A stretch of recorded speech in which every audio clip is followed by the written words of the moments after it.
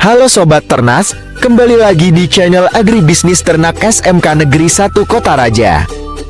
Kali ini kita akan melakukan kegiatan praktik pembedahan pada ayam KUB untuk mengidentifikasi fungsi organ pencernaan, pernapasan, dan reproduksi.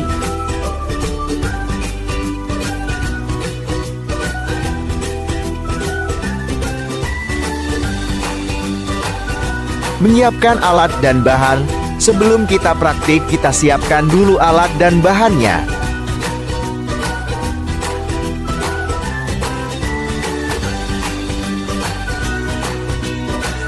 Praktik pembedahan pada ayam. Pertama, ayam kita sembelih dulu, sebanyak 4 ekor. Kegiatan praktik ini akan dibimbing oleh Ibu Guru Yanita Ekawati SPD. Berkolaborasi dengan Pak Guru Lalu Hendri Soleh SPD, Guru Mata Pelajaran Biologi. Ayam kita bedah sesuai dengan prosedur.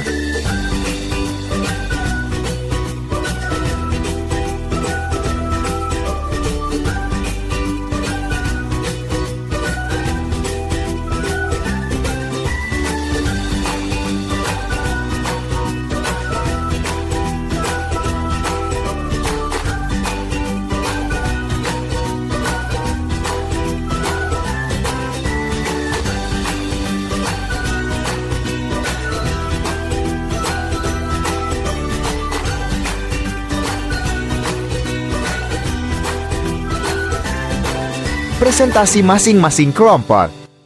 Assalamualaikum warahmatullahi wabarakatuh. Kami dari kelompok sistem pencernaan akan menjelaskan tentang sistem pencernaan dari awal hingga akhir. Pertama-tama kami akan menjelaskan apa itu paruh, fungsi paruh. Untuk mengambil makanan dan mengalirkan pakan ke esofagus. Lidah berbentuk seperti pisau, memiliki permukaan kasar di bagian belakang dan berfungsi membantu mendorong makanan ke esofagus. Esofagus berupa pipa tempat pakan, fungsinya menyalurkan pakan dari paruh ke proventriculus. Terdapat kelenjar mukosa yang berfungsi membasah makanan sehingga makanan menjadi licin. Pada dinding kerongkongan terdapat otot-otot yang mengatur gerakan peristaltik, yaitu gerak meremas-remas makanan yang berbentuk gumpalan-gumpalan untuk didorong masuk ke proventriculus. Tembolok berperan sebagai tempat penyimpanan pakan. Sedikit atau bahkan tidak ada proses pencernaan di sini, kecuali pencampuran sekresi saliva dari mulut yang dilanjutkan aktivitasnya di tembolok. Kemudian proventriculus, tempat terjadinya pencernaan secara enzimatis karena dindingnya disekresikan asam klorida, pepsin, dan getah lambung yang berguna mencerna protein. Sel kelenjar secara otomatis akan mengeluarkan cairan kelenjar perut begitu makanan melewatinya dengan cara berkerut secara mekanis. Karena makanan berjalan cepat dalam jangka waktu yang pendek di dalam proventriculus, maka pencernaan pada material makanan secara enzimatis sedikit terjadi. Kemudian, fungsi utama memecah atau melumatkan pakan dan mencampurnya dengan air menjadi pasta yang dinamakan chimen. Sebagai tempat mencerna makanan secara mekanik dengan bantuan grit dan batu-batu kecil yang berada dalam gizzard yang ditelan oleh ayam. Partikel batuan ini berfungsi untuk memperkecil partikel makanan dengan adanya kontraksi otot dalam gizzard sehingga dapat masuk ke saluran intestinal atau usus kecil. Setelah itu ada usus kecil yang terdiri dari duodenum, jejunum, ileum. Sebagai tempat pencernaan pakan secara enzimatik, baik mencerna protein, lemak, dan karbohidrat.